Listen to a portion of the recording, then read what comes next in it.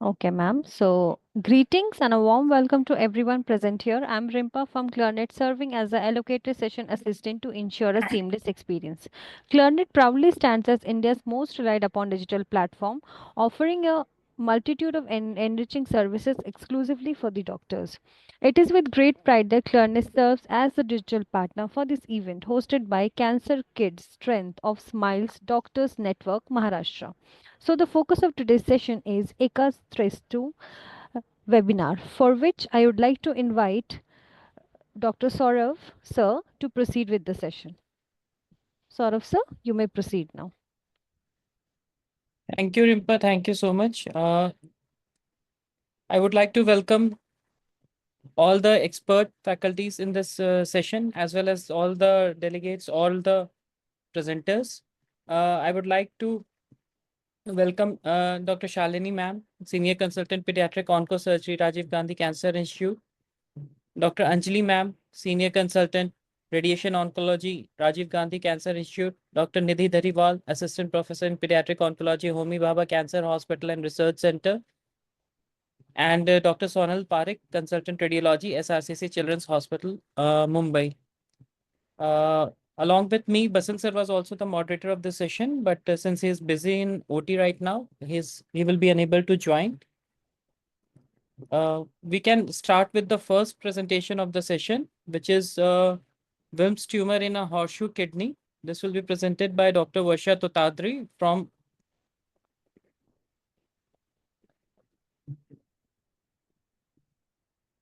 Odisha. Varsha, are you there? Yes, I'm here. Am I audible, please? Yes, you are audible. Please share. Yes.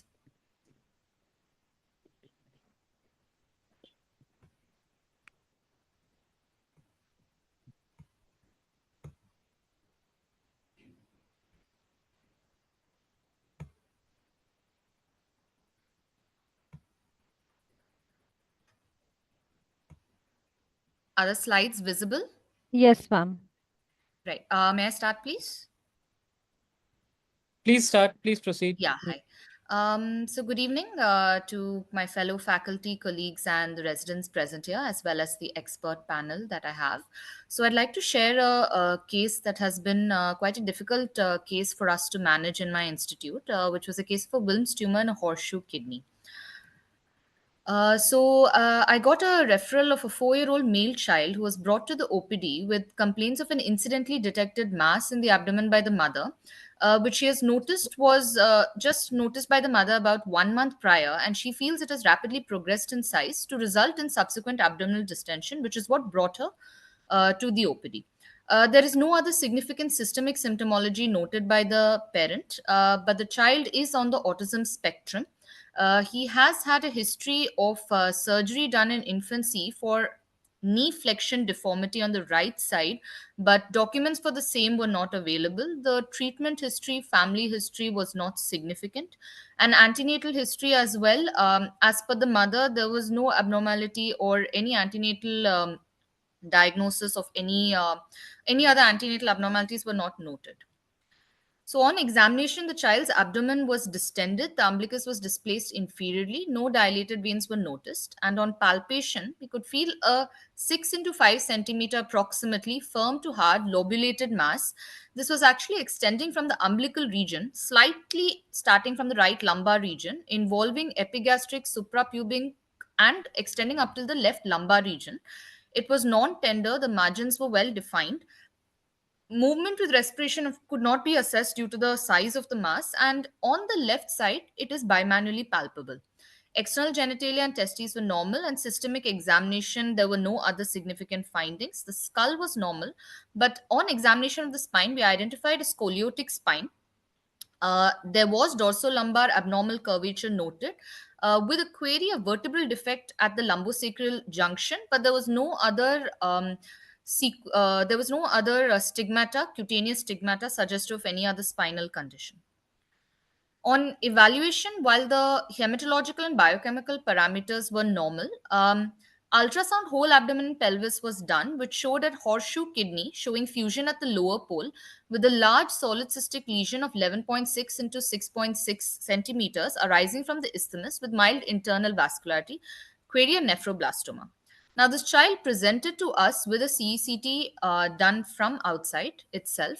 Um, is it possible to please share the video of the CECT now, or would you prefer that I read the report, please? It will not be possible. Then you have to stop sharing. Then I'll share. So Um, you proceed with this. Okay, I'll I'll share the complete it and videos. then subsequently. Okay, thank you Okay. so much. So the CCT that was initially reported outside when we see on the films, but on actually seeing the films, what we felt was it looked like a horseshoe kidney, but it was reported outside as a crossed and fused right ectopic kidney in the midline at L3 to L5 vertebral level, with the upper pole fusing with the lower pole of left kidney, and a multi-septated solid cystic lesion of size 7.7 into 7.8 into 9.1 centimeter arising from this interpole region of the ectopic kidney and reaching till the left renal pelvis. There was complete encasement of the left renal artery as well as actually the right renal artery as well, and multiple rib as well as spinal deformities as highlighted, with hemivertebrae as well as partially fused vertebra seen in D4 and D5, and there was levoscoliosis also confirmed. The bilateral lung fields were clear. There was no evidence of metastasis. Uh, this is just, I think the resolution is quite poor in this, so hopefully the video will summarize better. But on looking at the CT imaging as well as the video, we felt that this looked more like a horseshoe kidney, that is with fusion at the lower pole, and it looked like the mass was arising actually from the isthmus and from the hilum of the right kidney, that is the right pole, and extending into the left renal hilum.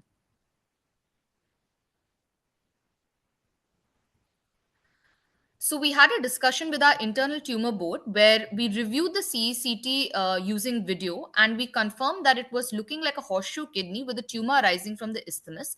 And after discussion, the case was planned for ultrasound guided core cut biopsy and neoadjuvant chemotherapy. And with due discussion with our pediatric oncology team, we considered managing this case as a stage 5 or bilateral Wilms tumor based on the CT findings. So the biopsy showed findings suggestive of triphasic nephroblastoma as shown with WT1 positive IHC status. And in our institute, as per the protocol, we followed umbrella SIO protocol in chemotherapy. We consider the patient, as I've mentioned, as a stage 5 Wilms tumor bilateral case and gave 6 weeks of vincristine and dactinomycin. Now, after 6 weeks of chemotherapy, we reviewed again with a CECT abdomen pelvis with CT angio. I'd like to reiterate that on clinical examination after 6 weeks, we could not actually clinically palpate a mass well at all. Simultaneously, we got a clinical exome sequencing done because of the multiple physical abnormalities as well as the autism spectrum of the child. And this came as heterozygous recessive for Fanconi's anemia, which itself do we consider as a high risk for Wilms tumor? Now, the CCT with C2 angio, which was done as a review after the 6 weeks of vincristine and actinomycin D, showed that there was reduction in the size of the tumor. It is still centered in the interpolar region of the horseshoe kidney, and it is extending into the left renal hilum.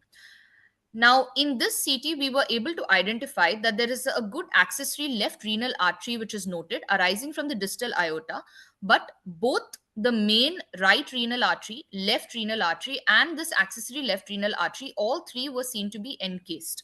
IVC was compressed with no infiltration, but the ureters suprarenals were normal, no significant lymphadenopathy, and no renal vein or IVC thrombus.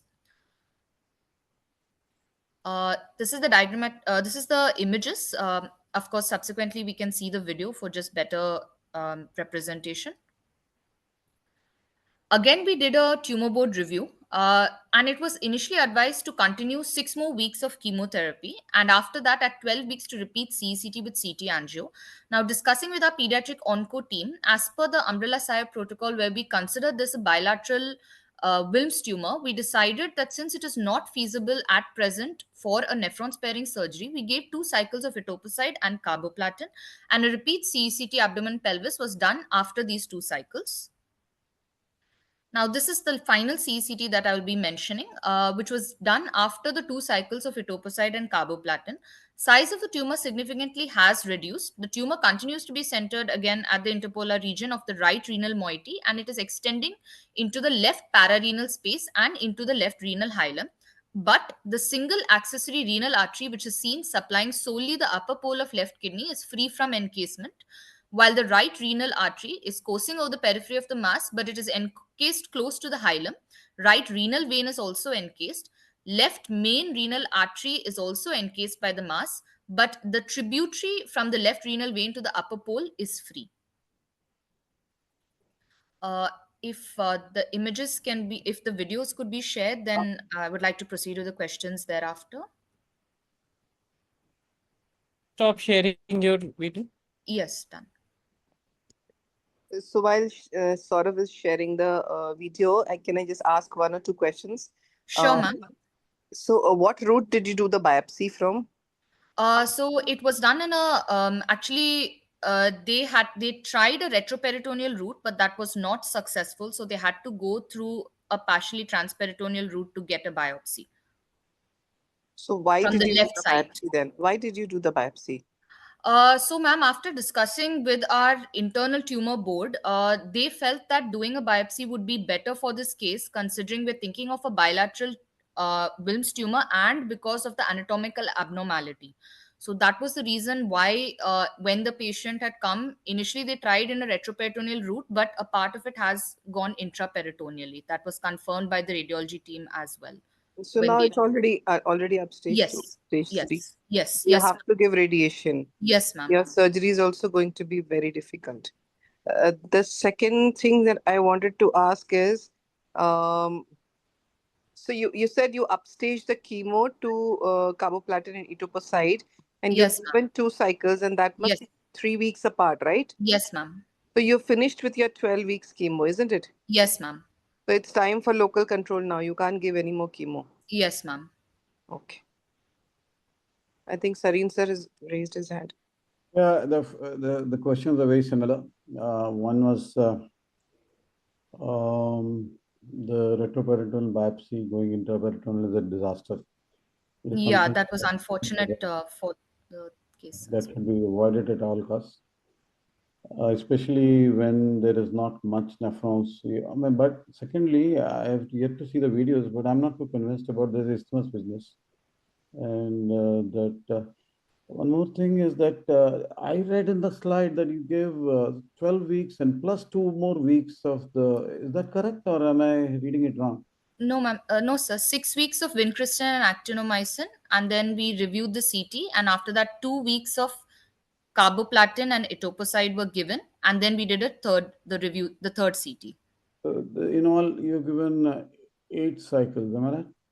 Yes, sir. Essentially, 8 Right. cycles. The last two separated by 3 Um, weeks. What I would have done instead was I would have given the chemotherapy 6 weeks without a biopsy, and if the tumor had not shrunk, Right. by the time I would have attempted a biopsy to know what am I dealing with, because if it is VIMS, I am expecting it to shrink. But if it's not Right. shrunk, then I would like to know what am I really dealing with. So the rest of the things we will discuss after we've seen this video of yours. Basha, you did not send me the pre-op, the pre-chemo city, but Sir, these are the after the first. I've sent it on email, sir, to you.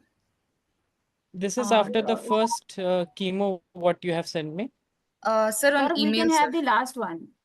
We can have the last one. Okay. I apologize once again. Due to our hospital protocol and some strict protocols, we are not able to take these videos. So I had to unfortunately take it from the phone. I had to record it.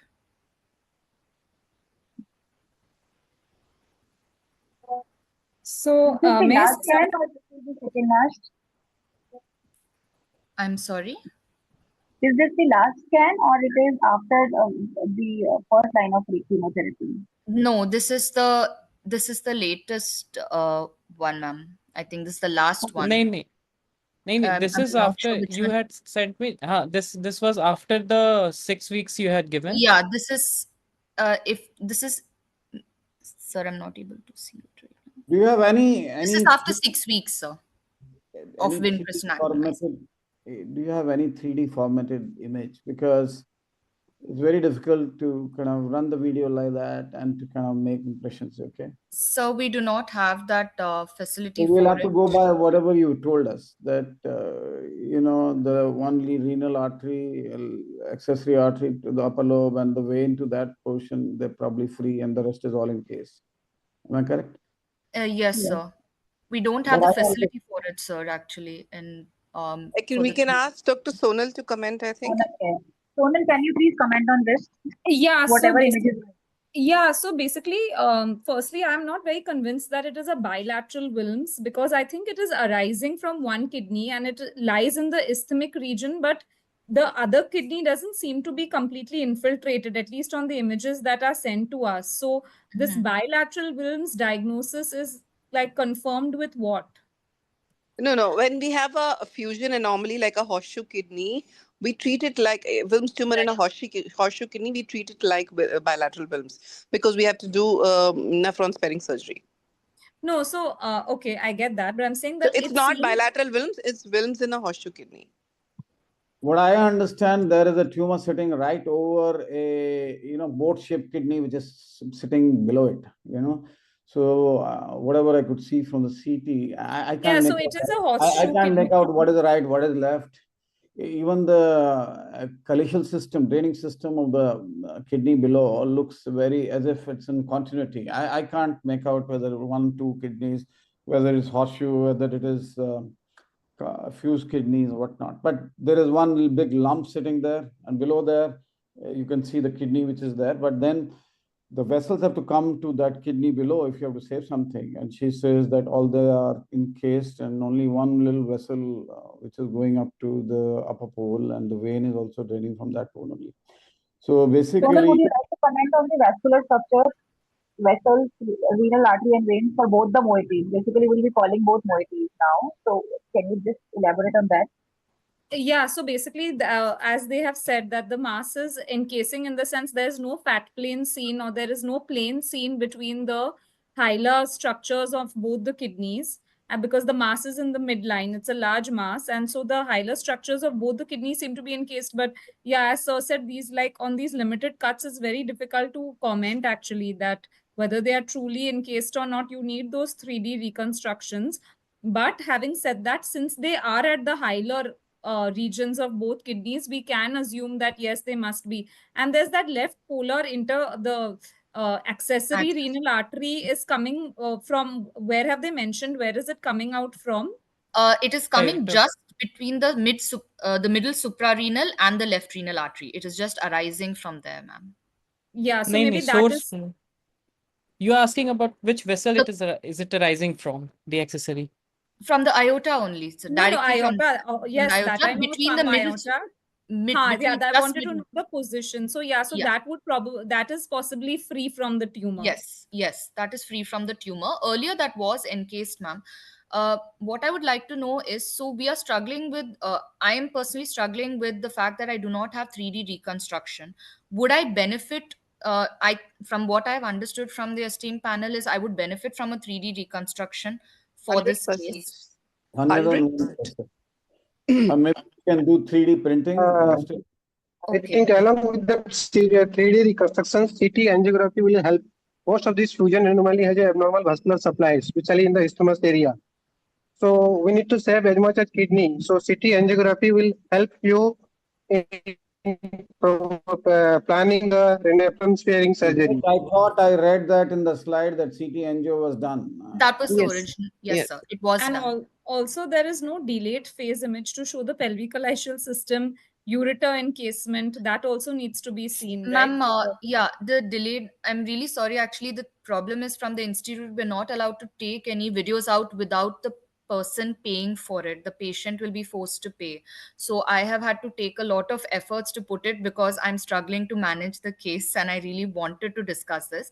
So on the delayed phase, when I've visualized it, there is no ureter encasement, but I can see the tumor is infiltrating into the left renal pelvic calyceal system, but it is not dipping into the ureter.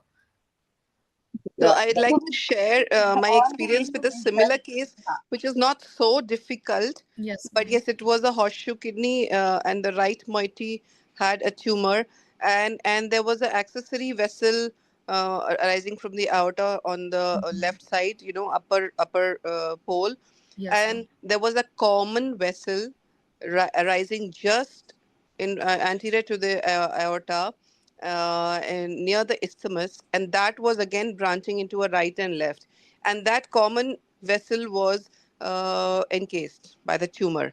So Okay. I had no other option than to create a planned positive margin, because I didn't want to divide that vessel, because in that case the remnant kidney would not probably function properly.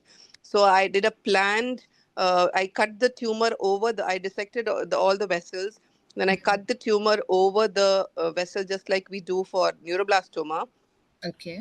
and then we resected that tumor, and we got the rest of the margins were negative, but this margin obviously was positive, and it was planned. Yes, ma'am. And then Yes. we were able to give radiation to that Okay. in a focused manner, and luckily the child did not have any local recurrence. So Okay. maybe Dr. Anjali could tell us about that. She was involved in care of that child. It Yeah. was really tough, but it was tough. And your How case long is even more difficult than that. how long is the follow-up, Shalini? The follow-up is more than 1 year, but this child has had a recurrence in the lungs, but not in the local. And he's on under chemo for the lung recurrence. Initially, he was not metastatic, but he had a lot of chemo delays because of comorbidities and fever and some PICC line infection, etc., etc., etc. But the local is all right, and then he is not with us right now, but he's still undergoing the salvage chemotherapy, and he'll be reviewed shortly. So, ma'am, in this case, this child has just a small accessory renal vessel going into the left upper pole of the kidney. The remaining part of it is infiltrated by the tumor. The entire right pole, the right kidney, as well as the interpolar region, is completely, that is basically the isthmus, is completely having the tumor. So, I would have to sacrifice that entire part and preserve just the left upper pole of the kidney. How much would this impact this child in the future? What are the precautions to take? Is there any role of any other chemotherapy regimen? Or You haven't mentioned the EGFR that we have in the patient after he's had all this chemotherapy. What is sir, EGFR this child? this patient is still admitted, sir, with pediatric onco, yet to get that done. I do not have those reports with me at present.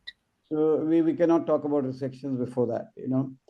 because as I understand, one, you have to do probably RGPs just before the surgery, so as Yes. you can delineate the drainage systems. Mhm. Two is that you can just about salvage the left upper pole, which may not suffice enough for this child. And that Yes. would mean that the rest of it, you will probably, if you can, do a bench dissection and auto transplantation. This is a very big thing, and I have written it on a clinical this thing today, and people were kind of saying, kya nahi. I don't want to discuss all that, but sure, it's one of the very difficult situation. I don't think that this kidney would this child will survive with that just left upper pole easily. He would really have the requirement of hemodialysis post-operatively. If it is very Yes. small child, I don't know, after your surgery, how will you do a peritoneal dialysis? So this is a very, very difficult game really that we are playing. And obviously, we are anyway not well equipped to answer many questions that you may ask, because we do not have imaging in a big way in our hands. So how do you want to bridge the gap between suppose that the nephrectomy or the surgery has been done and the renal replacement therapy when in the mean duration of the child awaiting the transplantation? तो transplant वाला बात तो बहुत दूर की बात है यार, मतलब ट्रांसप्लांट देखो ऐसा है, Peripheral अगर dialysis. ट्रांसप्लांट करना ही सोचना है तो फिर बायोलेटरल नेफ्रेक्टमीज कर दो ना, वो अपर पोल बचा के उसको पॉजिटिव मार्जिन देके फिर उसको रेडियोथेरेपी देके बचेगा क्या उस रेमनेंट का? अभी तो ईजीएफआर पता ही नहीं है कि इन This child anyways needs radiation, sir. Yeah, any which way, because of the during the process of biopsy, they have ended up going intraperitoneal, that we had mentally itself prepared for the fact that radiation would be required. Dr. So, Anjali, could you comment about this situation? Yeah, actually, the tumor bed will definitely require radiation in this case. Uh, not just because of a planned R2 R1 resection, but also because of the fact that the child has undergone a transperitoneal biopsy. But only thing is that we will have to limit the dose to 10 grays to the remaining kidney. The remaining kidney moiety should not receive more than 10 grays. So here either we can do it with a very tight conformal IGRT planning, or even proton therapy can help. So, ma'am, in this case, what could be the intent of the surgery? Will it be more of a palliative one or a curative one? What are we thinking, ma'am? We don't do palliative surgery for Wilms. Yes, ma'am. Problem is Wilms tumor. It is not only the oncological result. You need to have a renal function for the child to survive. Yeah. Here Yes. he cannot get paid. He cannot pay to get his CT out. And we are talking about proton therapy. Out of question. 20 lakhs it costs as if I know. So as far as I am concerned, I think we need to be heroic enough to maybe try to save that left upper pole, or do the total nephrectomy and then put this patient on hemodialysis for 2 years and then think of transplant. But then transplant again, a lot of questions being asked today in the group. Yeah, the max that has been reported is 3 decades. I mean, that means at least he will need, if not 2, maybe 3 renal transplants. So are we willing for all that? I don't think the financial condition I of this don't patient I is don't think practically it would be covered, sir. Even with the available schemes, government schemes, it I would beg not to be covered. differ. In So, today's age, if we plan in advance, we are able to get financial help through crowdfunding. If the patient is willing, if the patient is motivated, we are somehow able to get at least through crowdfunding, even if nothing else is there. So the only ideally, of course, the ideal situation would be a 3D printing and proton could give the best possible outcome with, of course, all these things about the renal transplant. Once you explain, many of them will just, give up at this point of time, which has happened to me on many occasions with bilateral Wilms tumor. ma'am, sir, This there's child is syndromic as well. Yes, syndromic as Varsha. well. Yes. Same But here. Fanconi has got a very, it doesn't have intrinsic, renal Okay. failure. Fanconi Okay. is, I think, less than 8% chances of. Yes. And the other aspect was, how feasible is it to consider an R1 resection, R2 resection in these kind of cases? I've not experienced or seen that in Wilms tumor, to be honest, and that is a bit scary to think of. What is the next way of counseling for this parents forward for this case? What would be my best? I just want to share my Yeah, go on, Jindal. I just want to share my experience of one bilateral Wilms in a horse kidney with Weiger syndrome. So it was a decade back when we managed, but unfortunately, uh, post chemotherapy and surgery, child went into CT and we took on dialysis. And plan was to complete the chemotherapy while on dialysis and do a renal transplant, and was doing till midweek of chemotherapy finished. But somehow on follow up, the child went into during times of infection with diarrhea, effective diarrhea, and we lost child.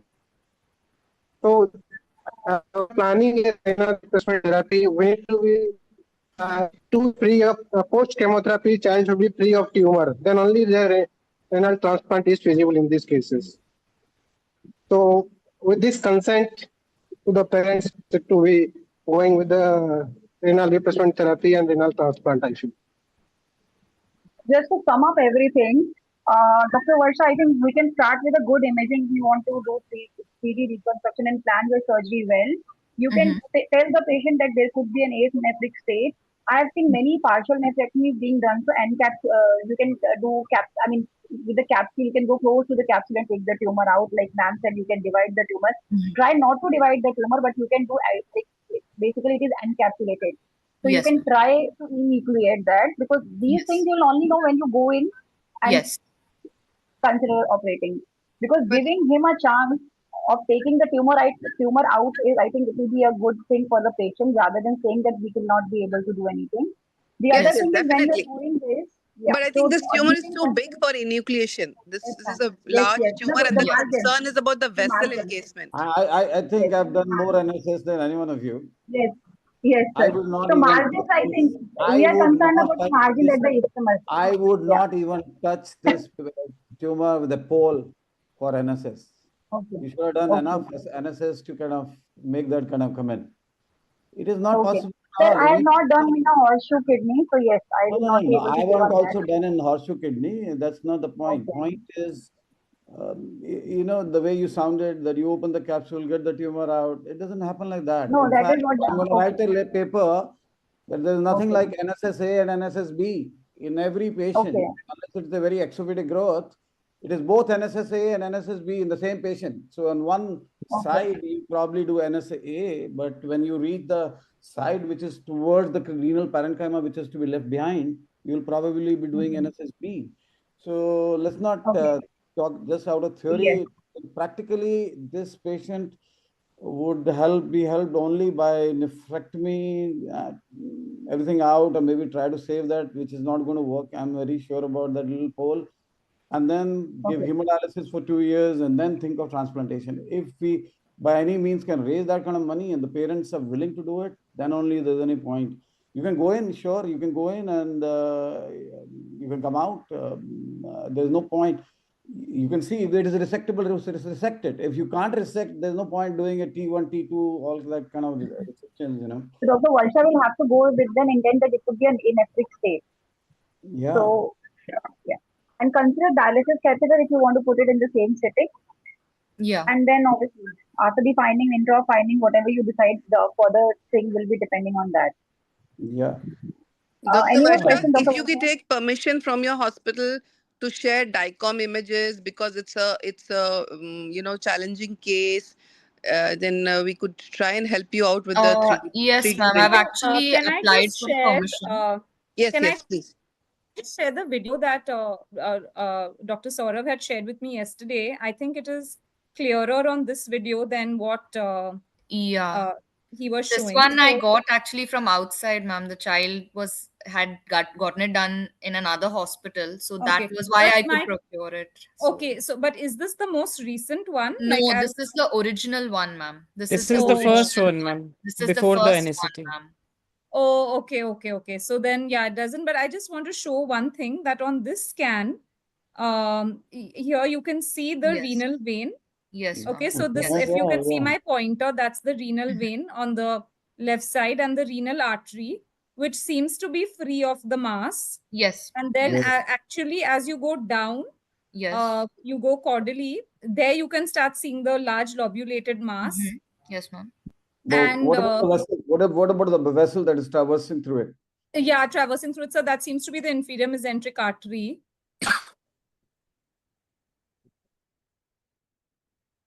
So that's the superior mesenteric artery over here on top.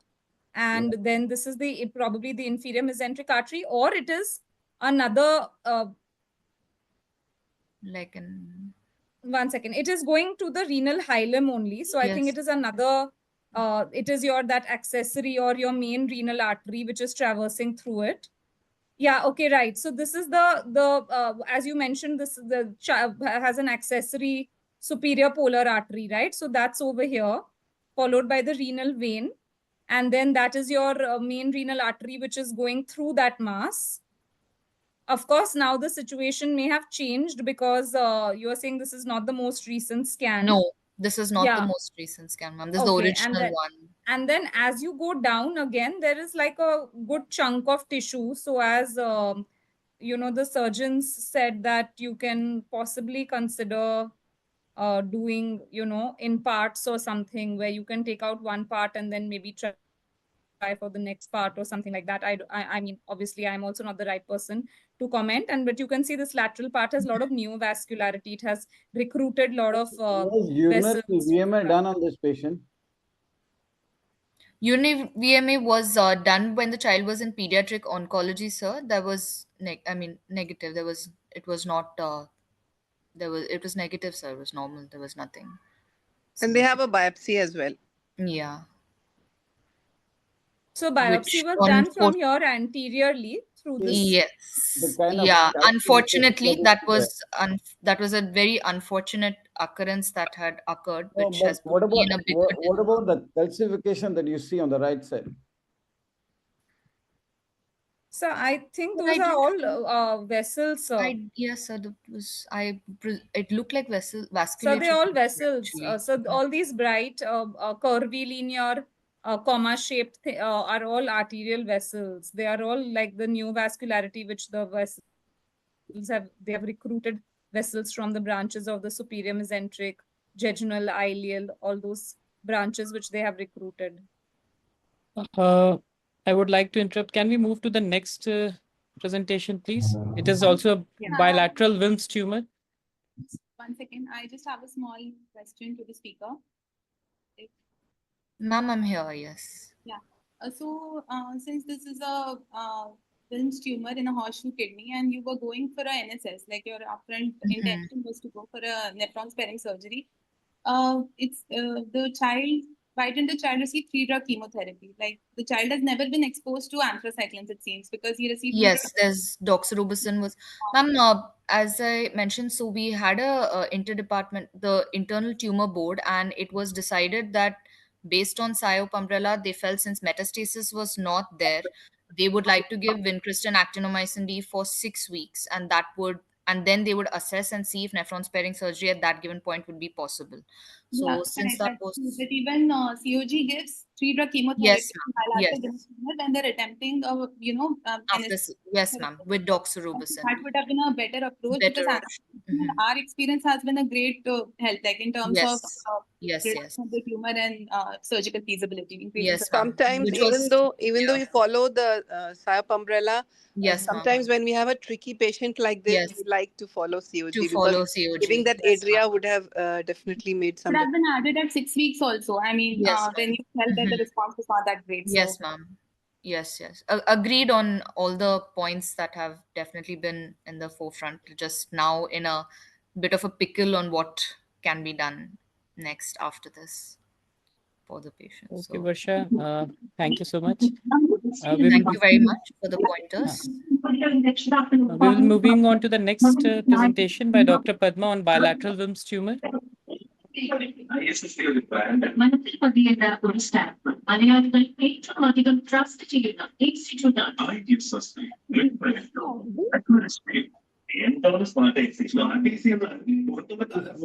Can people stop talking? Looks like television. Can you mute everyone? It's not for everybody. Impa, can you mute everyone, please? Impa, Go. It's not very. Good evening. Am I audible? Yes, you are audible. Yeah, thank Please you. start. Yes. Good evening. I'm Padma Sagarika. I work as an assistant professor in the Department of Medical Oncology at Nizam Institute of Medical Sciences, Hyderabad. Today we'll be discussing a 4.5-year-old girl who presented in June 24 to another health facility with complaints of abdominal distension. Rimpa, please mute everyone. Rimpa, except the speakers. Please mute everyone.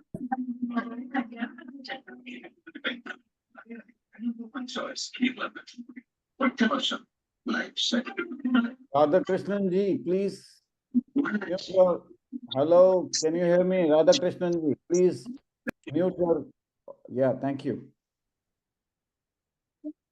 So an imaging was done at the time of presentation, which showed a heterogeneous lesion measuring 12 into 10 centimeters in the interpolar region and lower pole of the right kidney, which showed heterogeneous enhancement post-contrast. There's another lesion in the right kidney in the upper pole measuring 4.3 into 3.9 centimeters. There are three lesions in the left kidney, one measuring 3.7 into 3.3 centimeters in the interpolar cortex in the posterior aspect, another in the similar lesion in the interpolar cortex, and one more in the lower pole.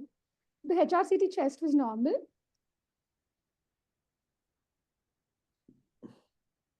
These are the images of the baseline images showing 2 lesions in the right kidney and 3 lesions in the left kidney. So the right lesions, one in the upper pole and the larger lesion in the interpolar and lower pole region. Left kidney, 2 lesions in the interpolar, one in the posterior aspect and other than the lateral aspect, and a third lesion in the lower pole of the left kidney. We can see this. This is the posterior aspect interpolar lesion. This is the lateral aspect interpolar lesion. Yeah. A US-guided core biopsy of the right renal region showed a triphasic tumor with focal anaplesia, and the diagnosis was Wilm tumor. They've started the child on 3-drug neoadjuvant chemotherapy.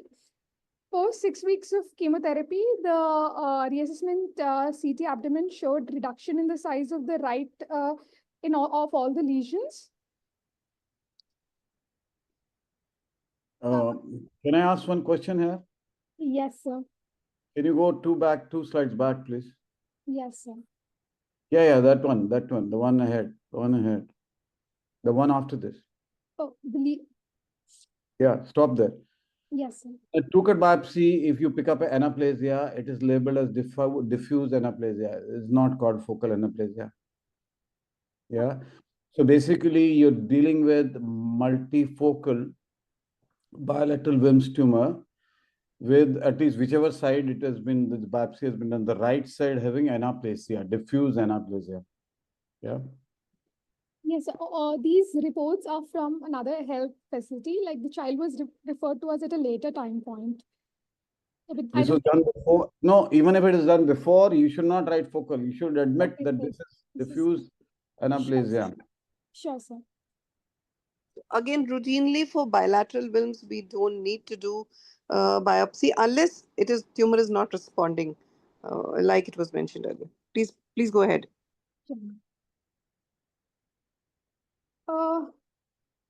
Post 6 weeks reassessment scan, since the left, I assume since the left lesions were almost centimetric or subcentimetric, they went ahead doing a US-guided core biopsy of the left renal lesion, which was inconclusive. They did a whole body PET CT, which showed uptake only in the right lower pole lesion. They had repeated the CT a month later. Child was not on chemotherapy, and due to difficulties in surgical feasibility, the child was referred to our center's urology team. They did a right robotic radical nephrectomy. There was no capsular breach or intraoperative tumor spillage, and only one lymph node was sampled. The HP showed a multifocal tumor with 2 distinct lesions. Section showed triphasic lesion. There was no evidence of anaplastic features. There was no evidence of tumor disruption, renal sinus or renal vein involvement, no extension beyond renal capsule by viable tumor. There was no direct extension to adjacent organs. All margins are negative for viable as well as non-viable tumor. Viable tumor was more than 33%, with blastomal component more than 66% of viable tumor. All margins were negative for viable and non-viable. I'm sorry, I'm repeating that. Lymph node sample was uninvolved. So it was, it is reported as local stage 1 high-risk histology, and the child was started on ABD chemotherapy 26 weeks as per the SIA protocol from 10th, from So can I interrupt? Yeah, ma'am. Sorry. So what was the need for doing a robotic surgery when lymph node sampling was not done properly? That's by the surgical team. So what happens is, see, adult urologists, they are not really, they don't know about Wilms tumor. They are treating RCCs. They are doing robotic surgery for that. They're doing NSS for that. They have more experience in NSS, but they do not know the importance of what is the significance of doing the lymph node sampling. They see there are no lymph nodes enlarged, so we don't need to remove it. So you as a pediatric oncologist, you're from pediatric oncology, right? Yes, ma'am. at Yes, NIMS. So you have to somehow make it very clear before you send the patient to the surgeon, especially to a urologist, that yes, what is it that you want. You want those 5 stations to be sampled. That's very important. I'm not saying I'm against robotic surgery, but here most important. Yeah. we've left the opposite side's tumor untouched, and we've just done one-sided robotic nephrectomy, and then given the whole lot of chemo. I mean, we have not managed it well. It could have been managed much better, I think so. Just one more comment on continuation with Dr. Shalini. This post chemotherapy, that left side tumor, sound guided, what they did, not sound guided. Biopsy, sir. Yeah. What was the need for biopsy post chemotherapy? Sir, this child was managed outside. So what thought process went into their minds? I'm No, really I not think sure. I think because their lesions were small, they were confused whether it is nephrogenic rest, whether there is any viable tumor. That's all indication because they were doing Even if nephrogenic NCT. rest is there, I think Biopsy will that show could the have been the same. nephron sparing surgery. First, Yes. the left side is nephron sparing surgery. One kidney is sufficient enough now. Can Then you can try the nephron come sparing in? surgery other side. Can I come in, please? Can I come in now? Yes, First, sir. when you're talking Yes. about bilateral multifocal Wilms tumors, this patient definitely would have nephrogenic arrest. A MRI before anything must have been done so as to know whether the left kidney, where we have smaller lesions, whether they are nephrogenic arrests or Wilms tumor in the first place. Secondly, as I said, somebody has already documented, then this is diffuse anaplasia. As regards the lymph nodes, let me clarify that the SIOP wants 7 lymph nodes. Of course, the stations and all that have been mentioned in some papers. But COG as of now says even if you've taken the sentinel aortocable node, one node which is big enough, is good enough. So these are the COG and SIOP differences in lymph node biopsy taking. Yeah. So here, you know, robotic and MIS has become so lucrative, and here bilaterally NSS should have been done. Multifocal tumor, although NSS they say it should not be done, but I am the proponent of that. That these are the patients who will have nephrogenic risk. If you do not do minimal this nephron sparing surgery now, then they will have synchronous tumors later in a year or two, and then you will be leaving this patient anephric. So bilaterally metachronous, bilaterally NSS should have been done for this patient. And if you would want me to show you NSS being done on bilateral Wilms tumor with such a large tumor as you have seen on the right side, I have enough and more CT scan, and I will show you the intra pictures, the specimens removed, etc., etc. So this patient was ideally should have had, and again, anaplasia, diffuse anaplasia is against, it's one of the contraindications to do NSS. But the problem is that here the tumors are bilateral, and you have to save something for this, you know, So doing NSS on the opposite side should have been done for those multifocal lesions, the enucleation kind of thing. No, I Because the believe right that side, anyways, it is diffuse anaplasia. You cannot do NSS there. And also, it was a very large tumor. But they could have easily done at the same go or maybe a staged one. Although, again, this is what the adults, for them, multifocal tumor, it is a contraindication for NSS. And now this patient probably has received a whole lot of chemotherapy and nothing has been done for the left side. So to start with a multifocal tumor, you must do a MRI. That's something which must be registered. A MRI, and then the lesions that you see on the imaging, you should label them. These are NRs, and these are Wilms tumors. And then plan anything beyond that, you know. And I would have not done that biopsy, and the biopsy has come. Then don't follow. It's not a. It's a local and a focal anaplasia. It is now a diffuse anaplasia that we're talking about. So So the other again, thing is the left-sided lesions, they have shrunk with chemotherapy. Isn't that against it being a nephrogenic rest? yes, So definitely. all the 3 lesions have decreased in size according to what she has shown. Definitely. They should have gone in when they had operated this, the other side also. Although you could always do a stage surgery, that's no issues. I mean, in fact, 3/4 of the bilateral Wilms tumor who got bilateral NSS or one side nephrectomy, other side NSS, they kind of do stage procedures rather than, unless you're very confident to do it. I've been always doing bilateral NSS on the same sitting. But this one, the left one has been left behind. The right one also, I would have attempted NSS myself, but on biopsy, at least they haven't said anaplasia. Have they said that? Yeah, On the final biopsy, what did they say? There's no anaplasia post chemotherapy. So, like, I mean, in the Final nephrectomy, biopsy is blastomal predominant. So again, it's a poor histology. high risk. High High risk. High risk histology is all right, but it's not anaplasia. No, No, there was no evidence of anaplasia post the neoadjuvant cells. So did you all actually get those biopsy back, the one done before, and No, sir, we were not able remove to. the whole concept of anaplasia from this patient? Yeah, we were not able to retrieve. Actually, this child came to us only after the nephrectomy was done. The time point where she came to the oncology was. So the last two cases suggest something which, please hear me out. We must have centralization for operating these WIMS tumors, which are so complex, and it should not be left to every pediatric surgeon and every urologist to do it. This is the bottom line that I must say. It's not that kindly go on doing the simple ones, but such complex ones, there needs to be a central tumor board, not institutional tumor boards, because people may not have too much of experience. And they should be centralized and being operated in 4, 5, 6 institutions in the entire country.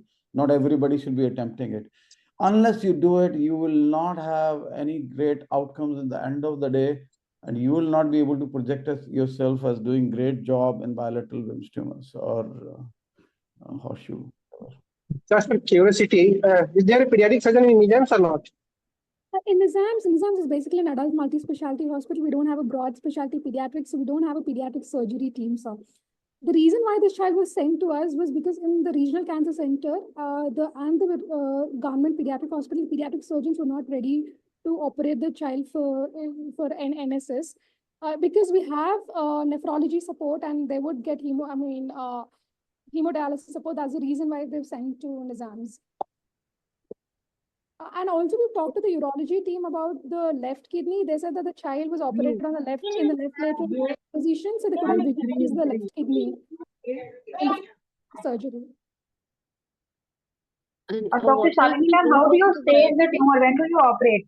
If we have to do a stage surgery, how do you stage? So usually, if you have to do a stage surgery, we would do the less affected side first. I mean, that's what the umbrella protocol also recommends. So what happens is, if you think it's a difficult bilateral surgery and it's a small child will not tolerate the whole thing, then you can do the nephron sparing surgery on the side which the tumor is smaller, and more often that is more difficult also. So in case you land up with nephrectomy on the opposite side, then the remaining little bit of renal parenchyma would tide over the child for some time at least. And you could probably, if the child recovers, you could probably avoid a dialysis. And the other thing is there should not be too much of a gap between the two stages. They say at least not more than 2 chemotherapies in between, 2 weekly cycles. Yeah. So, I'm just adding to what Shalini has said. Many of them will dip their EGFR and may need some kind of hemodialysis. So once the EGFR again normalizes to the preoperative status, which is within the next 2 cycles of chemotherapy, you should go in again. You should not wait too long. So, but normalization of the EGFR is the critical point. You cannot take up the patient again when the patient is still on hemodialysis or peritonealysis anyways out. So what would be the ideal time to do the MRI in a bilateral tumor? At presentation. At presentation. After ultrasound, the first investigation should be MRI, is it? Yeah, both COG and SOA now says that we must do a NCCT followed by a MRI abdomen for all WIMS tumor. Why that sequence? Because if you do MRI abdomen first and the patient is given anesthesia or sedated, then the basal atelectasis that happens in these patients may not allow you to pick up small metastases in the lungs at the base. So that's why you first do NCCT chest and then you do MRI of abdomen. And it is very important to understand the advantages of MRI, barring one I already said, differentiating between MIMS tumor as well as. So Dr. Sonal could tell us more about it, about let me CT finish. versus MRI, sir. Yeah, just let me finish. You can add it. So other thing is the ADC can also tell you the histopathological type that you're dealing with. So it is very important now to understand that we will have to switch on. And then, you know, this policy of doing 3-4 CT scans, as I've been seen in these cases, is not done. That gives enough and more radiation to a patient, which is not required to be given. I completely agree with Dr. Sarin that now we are moving to MRI, and MRI with contrast can differentiate between nephrogenic rests and with the mass much better, and also reducing radiation. And that is perfect what he said, that we have to do the NCT, the non-contrast CT chest first to look for mets, and then we proceed with the MRI. And even for follow-up, MRI would definitely be more sensitive and specific. The only issue What would is your be sedation, if experience we with can the provide the child with the sedation. The other problem with MRI is we as surgeons are not very comfortable reading it. I think we just have to get used to it. We need greater help from our radiologists, which anyways we are always happy to get the help. But when you look at the CT images, we get a good 3D impression, and when you have to go in for the surgery, it is so much more easier for us. But looking at an MRI and then going in for surgery, we have to imagine a lot. This is my personal experience, and I'm sure others would also agree. do you Can we use please summarize this case, intrasonography ma'am? when Yes. do you use 3D MRI intrasonography? reconstructions can also be done. Yes, it can be Pardon, done. sir? 3D MRI reconstruction can also be Acha, done. 3D MRI construction. Dr. Yes. Saurav, will you wind up? Yeah, Will I you have just proceed with last comment? Yeah, Monica, I think you raised a one important point that we missed, that we must do the intraoperative ultrasound. Yes, we have to do that. That helps a lot. Yes. And I think you can quickly complete this case, because this patient, I think, has had a lots more of chemotherapy, and still those three tumors are residual. Yes, ma'am. Yes, ma'am. Regarding the left kidney during the first surgery, they said that the child was operated in the left lateral position, so they could not visualize the left kidney during the first. Left lateral? Yeah, I mean, they said that they weren't able to access the left kidney.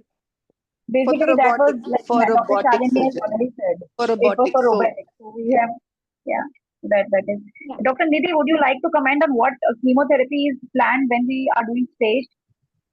What drug would you prefer in those 2 weeks?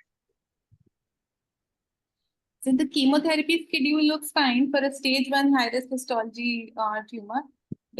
She's asking about the staged NSS, and we can give 2 weeks of chemotherapy between one side and the other. So what would you prefer at that time? Between the 2 weeks in the stage surgery. So whatever, if you're following the protocol, like the 3-drug chemotherapy protocol, as in BCR, dactinomycin, and doxorubicin, the child can comfortably receive BCR and dactinomycin during that period. And because anthracyclines would lead to cytopenias, and maybe count recovery would be a problem. And then, if you have to take the child after surgery. Dr. Anjali, would you like to comment about the radiation? What is when should the child be ideally sent for the radiation post surgery? Ma'am, usually it is between day 9 to 12 post surgery. Of course, after the if it is being done in a staged manner, then after the final surgery. And here, this will be once again a very challenging case for a radiation oncologist. Because we'll have to spare the other kidney by giving not more than 12 grays. Here, one point of discussion would be that only one node has been sampled. So I'm not very sure if we can take a call of not irradiating the nodal chain based on just one node being sampled, and considering the others to be negative. Agreed. It has to be treated as stage 3, and those lymph nodes have to be irradiated. No question on that. Yeah. Patient One more does difference also that very could The have other very thing, happened is, Dr. fast. Anjali, is Only one like thing what I is the just difference wanted to between ask. microscopic positive and lymph node positive in bilateral Wilms tumor? What is the approach? Stage 3 because of a positive margin, or stage 3 because of lymph node positive? Is there a difference in the radiation you give in bilateral Wilms tumor? If it is stage 3 by virtue of a positive lymph node, then we need to irradiate that nodal chain up to a dose of at least 14.4 gray as per the umbrella protocol. And if it is stage 3 by virtue of a positive margin, then we try to boost that area where the margin is positive. We usually do that with the pediatric surgeon's help, or if some clips have been left there. If it is stage 3 by virtue of a transperitoneal biopsy, then we can just do a flank irradiation. We may not electively treat the nodal chain in that case. why flank? Why not whole abdomen? Now, Whole nobody abdomen talks actually, about whole focal abdomen. spillage and generalized spillage. I mean, the No, new but concept in is that So she's every talking spillage about is a biopsy, whole sir. spillage.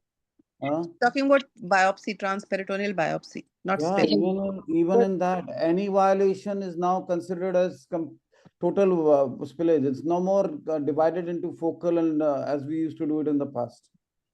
And But one giving more whole question abdomen is, radiation in but bilateral Wilms will Yeah. be yeah, that's very very for bad. That's very the bad.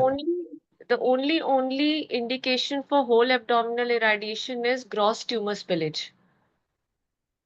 That's what I've Biopsy seen. is not an indication for whole abdominal radiation. So one question, ma'am. So when we are expecting a positive margin, or wherever our margins are, if we place our clips, that is sufficient for you to assess it when, I mean, when you are doing your planning, or you That go by the usually yeah. Yeah, that usually is a very good surrogate marker for us. But in reality, what happens is we always get confused between the vascular clips and the clips that have been left for a positive margin. So we Okay. usually call Dr. Shalini when we have made the clinical target volume and we get it confirmed with her. So she shares the per operative pictures with us, and then with her we finalize the final volume of irradiation. But usually, Dr. Saurav, I think we'll just, clips are Yes, hardly ma'am. ever. I think we can move on to the next. Sorry, sir. do You you were want saying to something. summarize? Yeah. Titanium Sorry. clips are And no the more thing put is, really intraoperatively. I have yet to see worldwide anybody now putting titanium clips really for a later radiotherapy.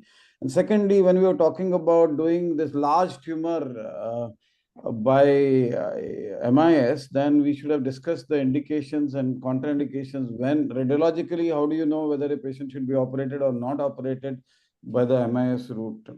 That should have been also discussed. So I Thank you, think sir. I think I think the stopping in using of the titanium clips is because we have much more advanced modalities and we can fuse all the pre and post images and all that. But what Not I've realized is the because radiation oncologists, they chemo. really are able to benefit when we put those clips. So that's why I continue to put the Shalini, clips. the thing is that the positive margin is no big game now. If you've done R1 resection and WEMS, no big game because your chemotherapy is pretty good, your radiotherapy is pretty good.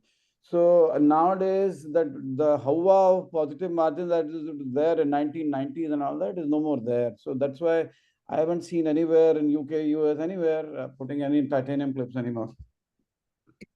So to summarize this case was bilateral Wilms tumor, in which unilateral robotic nephrorectomy was done, and the opposite side was not taken care of, and the child has received numerous cycles of chemotherapy, and still, can you show the last slide in which there was the so sequential basically, CT scans? yeah. So basically, post 7 weeks of adjuvant therapy, we refer to the urologist for NSS, but they said they would not operate now and they would do it at the end of completion of the 27 weeks of chemotherapy. We tried interventional radiology consult for a radiofrequency ablation because we've read cases where partial, if there was a single kidney with multifocal tumor, they did partial nephrectomy and the other lesions, they intervened with radiofrequency ablation. But then our interventional radiologist said that radiofrequency ablation would not be suitable because of multiple small lesions, and ablation would lead to significant loss of surrounding normal parenchyma. So we had to proceed with the chemotherapy. At the end of completion of the 27 weeks of chemotherapy, as per the local stage 1 high-risk SIOP protocol, she did have residual 3 lesions in the left kidney, one in the posterior aspect of the interpolar region, lateral aspect of the interpolar region, and one in lower pole, all subcentimetric. The largest was 14 mm into 6 mm in the lateral aspect. So these are the series of images showing the size of the lesions in the left kidney. So right now we have 3 lesions. One in A4 size आहे का? मोठा book, notebook. What Hello? looks like the second figure, the left side tumor was pretty small at that time. Would it be an ideal time to intervene in the contralateral side? Should have been done the same time easily. If it was done open surgery, everything would have been tackled at the same time. I think so. Totally agree with Shalini. Totally agree with Shalini. We should run the Thank you same. so much. Thank you so This, much. this patient will eventually come back with recurrence sooner or later. So how about going in now and removing the left side? Yeah, I want to know. But not robotic. Okay, ma'am. Wanted to know the feasibility of local control. How do we do it? Combination of surgery and radiofrequency ablation? No. Radiofrequency ablation and all doesn't. It's not. It's just somebody would have done once in a while, not for Wilms tumor. Surgery is important. But there are 3 lesions, one in the lower pole and 2 in the interpolar regions. Sarin sir will tell how to remove the 3 I have lesions. done multifocal lesions like this, much bigger in size, along with the surgery on the opposite side. And they have not had any recurrence now for about 3.5, 4 years. So although SEOP says multifocal is a contraindication to NSS, I feel multifocal is the indication for NSS because they will have nephrogenic rest and they will have metachronous tumor. So they must be done by NSS only. The important thing is that we must do a frozen section if we are doing NSS. And here probably it will be like more like an enucleation because there are 3 lesions. You can't just take wider wedges and remove most of the kidney like that. So what happens is when you make an incision on the parenchyma, then it is NSSA. But by the time you actually get around it, then it becomes NSSB. Then you can actually go outside the pseudocapsule. Thank you, sir. Now we will move to the next presentation on neuroblastoma. Dr. Navya. Good evening. Can I share the screen? Please do.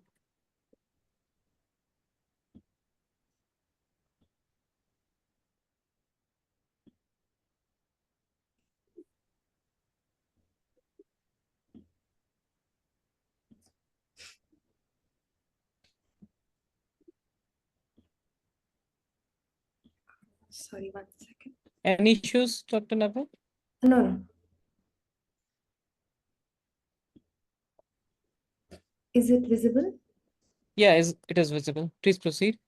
Good evening, everyone. I am Dr. Navya, an MCH resident studying in ESIC Medical College and Super Specialty Hospital, Hyderabad. My guide today is Dr. Suhasini Gazula, the head of our department. Today, we will be presenting a case of a 6-year-old female child who presented with complaints of abdominal distension and lump since 1.5 months. It was associated with loss of appetite, loss of weight, nausea, and constipation with no other significant symptoms. On general physical examination, the child appeared cachectic, and on per abdomen examination, there was a 22 into 18 centimeter large non-tender mass involving the entire upper abdomen with nodular consistency and well-defined margins. We could not insinuate between the costal margin and the mass, and per rectal and external genitalia examination was normal. At this point, these were our differential diagnoses. We proceeded to evaluate the child. We got routine blood investigations. The child was not anemic and had normal renal function tests and electrolytes. We got specific blood investigations done. 24-hour urinary VMA and HVA were negative, and LDH was increased. The rest of the tumor markers were within normal range. We got an ultrasound abdomen done, and as you can see, there is tumor encasing the major vessels, the celiac axis, the SMA, the IMA. However, there was no invasion noted, and the left kidney was seen as a separate entity, and there was compression of the IVC with patency noted and no thrombus.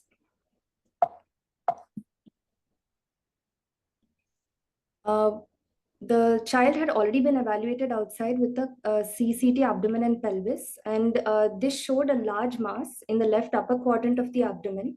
There was calcifications noted, and as you can see, there is the aorta, the descending aorta is seen, which is displaced as noted by the yellow arrow, and there was also left mild hydronephrosis and minimal ascites.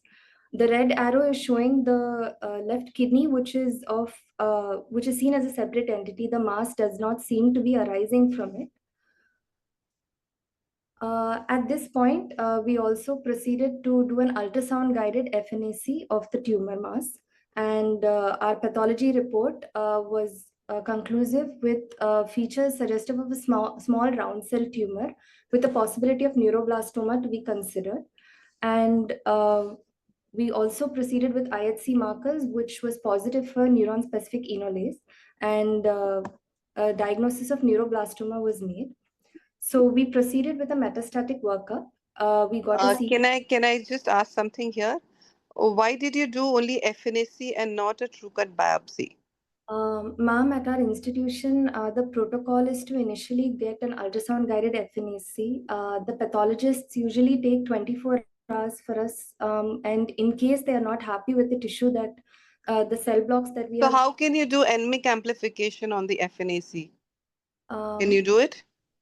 No, ma'am. Is it important for this patient? Yes, ma'am. It's a non-metastatic, 6 years old, with such a large L2 tumor. Without NMIC amplification, we don't know the risk stratification. So Yes. very, very strange that in Wilms tumor, previous 2 cases, we are going on doing true cut biopsies. And in this patient, we're very much important that we must do a upfront true cut biopsy. Excuse me, ma'am. Dr. Suhasini here. Can I interrupt? Hi. Hi, ma'am. Yeah, but unfortunately, ma'am, even in Hyderabad, we are having a very, very infrequent access to getting NMIC amplification done. To the best of my knowledge, I don't have any labs in Hyderabad doing it. In the last couple of you can send it to Mumbai, but yes, ma'am, we are doing it in Mumbai, one ma'am. month.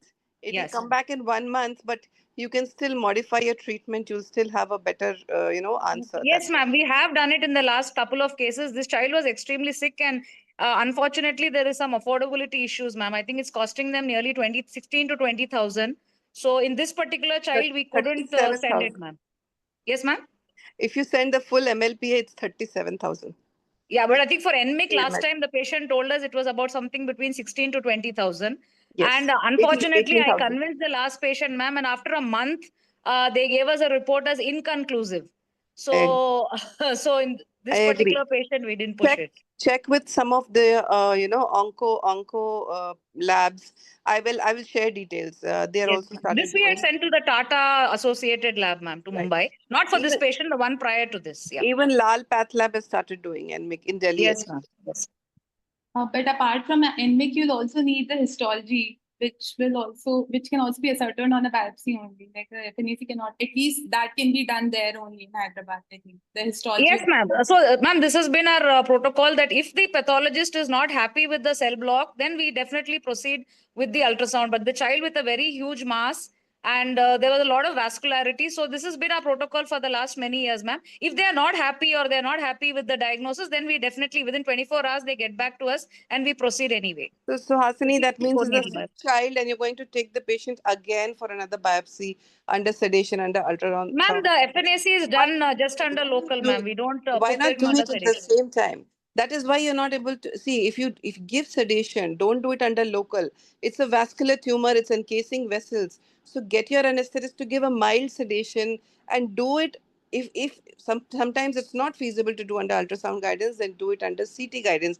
I know it may not be, it's easy for me to talk because I have these facilities, and it may not be easy for you to coordinate. But I think when we have a sick child, we need to just mobilize everything and try and do whatever best possible in your circumstances. Definitely. I know you're trying, and you're doing very good work.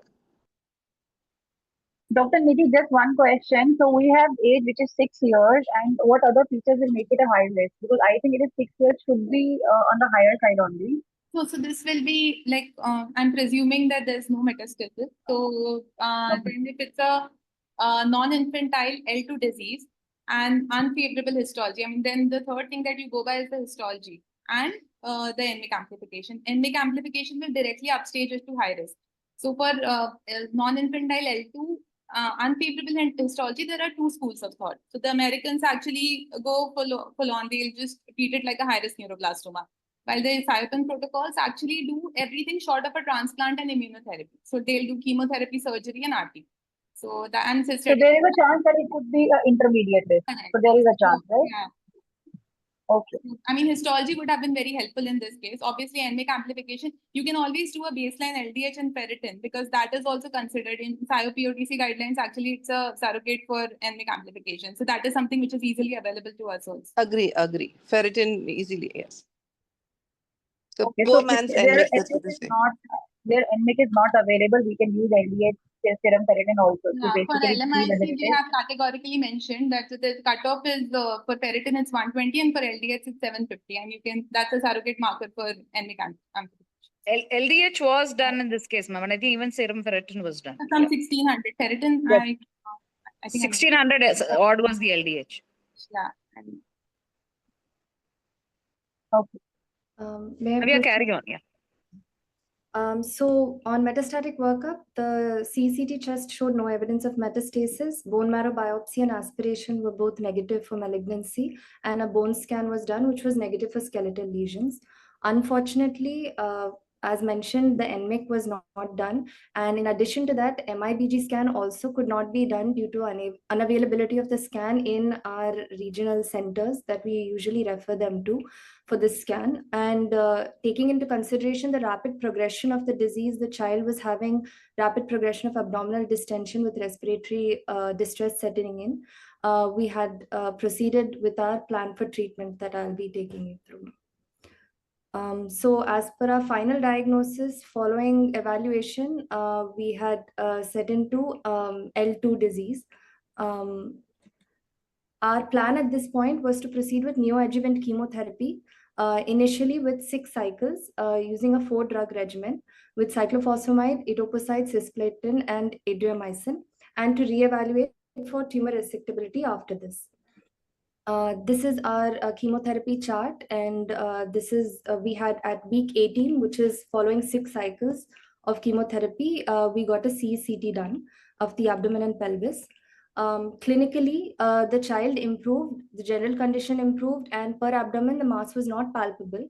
But however, on the repeat CCT scan, despite showing good response, it was still encasing all major vessels at this point: the celiac axis, the superior mesenteric artery branches, and bilateral renal pedicles.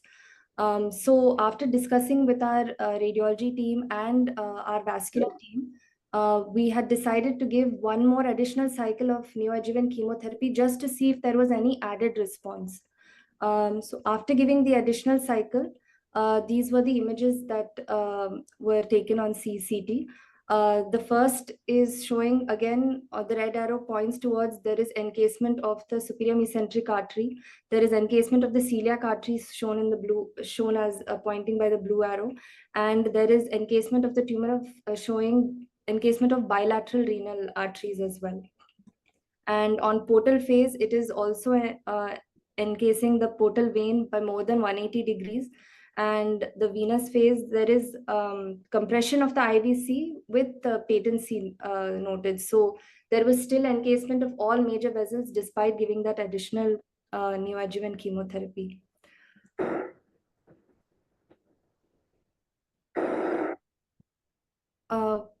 So the dilemmas that we are facing at this stage, We have a few questions for the esteemed panel, ma'am.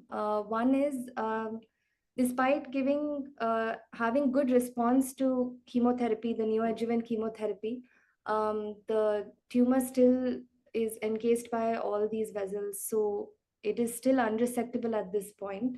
I would like to defer. I would like to just come in here and say neuroblastoma, you don't say unresectable.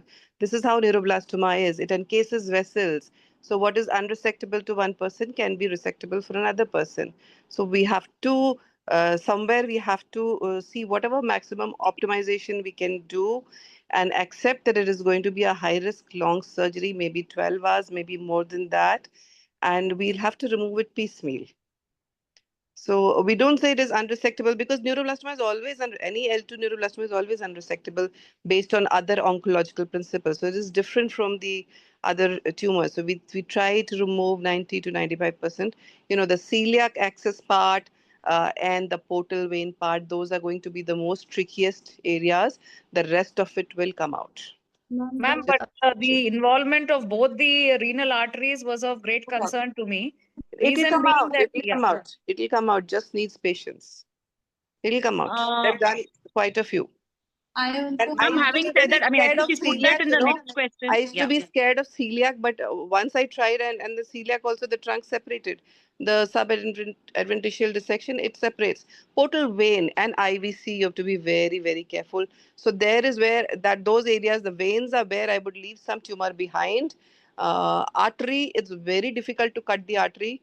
You just need to dissect it nicely and, get the proximal control and then start from one end and keep going.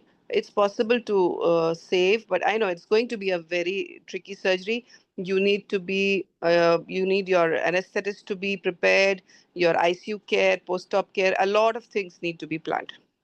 Ma'am, my concern and question was, I think she's going to put it up in the second question, is whether we should defer this surgery. I mean, Navya, just go to your next couple of slides.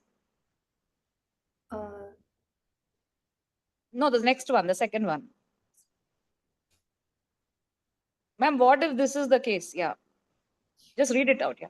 So one other thing that we wanted to consider was, after the neoadjuvant chemotherapy, what if whatever is left behind is just an inactive tumor? So currently we were discussing whether we should get a DOTA-T PET scan at this point to assess the metabolic activity. And if it is active, then consider second-line chemotherapy with or without radiation. And if it's inactive, to just wait and watch with close follow-up every 3 to 6 months, ma'am. But for wait and watch, you first need to be very sure it's not high risk. And we don't have the risk stratification, and the age is against it not being high risk. So Dr. Nidhi, how comfortable would you be with no surgery for this patient? Would you want some tissue to be out? So I have a couple of comments to make just before that.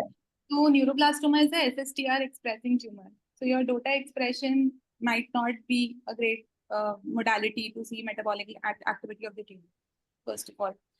The second thing is let's assume, because you've treated it like an intermediate risk neuroblastoma, like a good biology, non-infantile L2 disease. So in that scenario, your endpoint for surgery is not like a gross total resection. You need a debulking surgery. Anything more than 50% is fine. And that is clearly shown by the SIAPIN. So, and they have also shown that deferring surgery and like going beyond 5 cycles of chemotherapy is actually associated with decreased survival.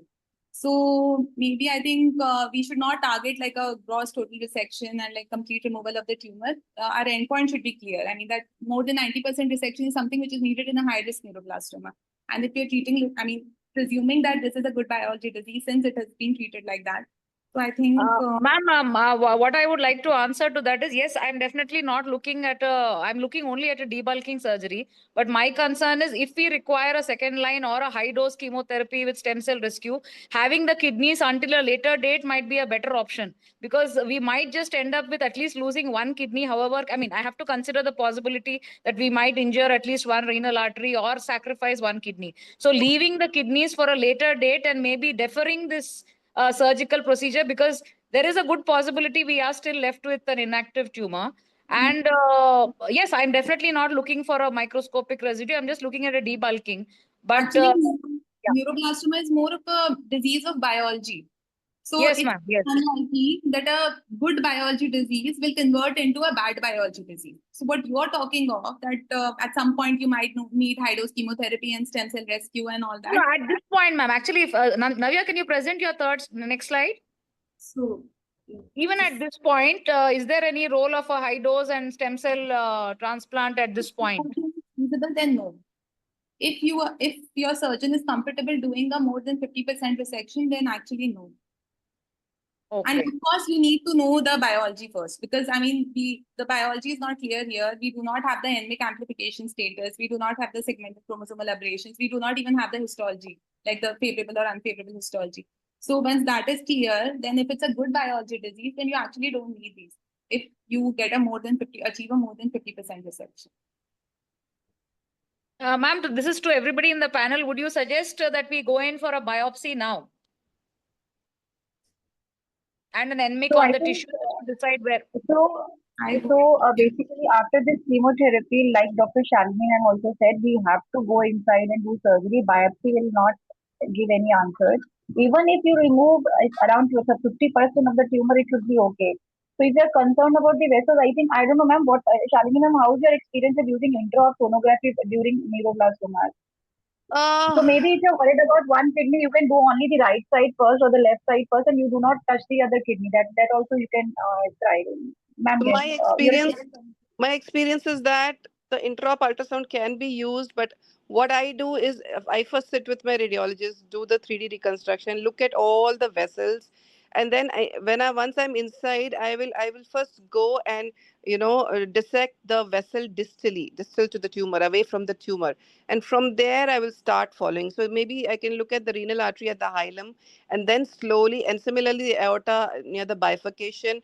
Here, I think superiorly the aorta may be very little difficult because tumor is going right up to beyond the celiac trunk. So but you have to get all the proximal distal controls and then start dissecting. And as far as I'm concerned, whenever I've experienced these kind of patients, I've done quite a few times.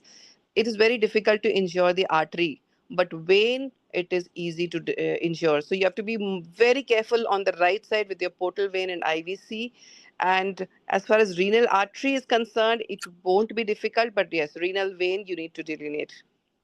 And you may leave behind tumor on those vessels. You can easily leave behind tumor on those vessels and remove in small pieces and bits as you see the anatomy, and keep clearing it, and then you can remove it on either side. Dr. Nidhi, one question. MIBG is not been done. Yes. Hello? Since MIBG is not done in this patient, is there any role of MIBG therapy in case the resident, this is an intermediate, consider this is an intermediate risk, do any MIBG therapy?